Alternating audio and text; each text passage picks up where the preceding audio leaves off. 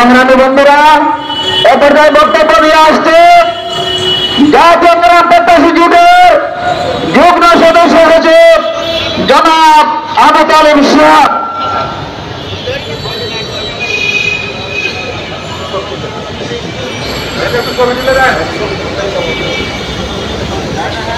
সংগ্রামী উপস্থিতি, প্রথমে জানতে চাচ্ছি আপনারা কেমন আছেন, তারপরে আপনাদের কাছে ক্ষমা চেয়ে দিচ্ছি।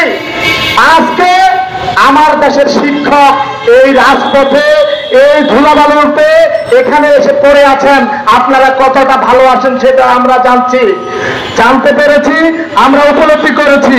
আপনারা দেখেছেন আমরা 12 তারিখ থেকে 21 তারিখ পর্যন্ত শহীদ মিনারে পড়েছিলাম।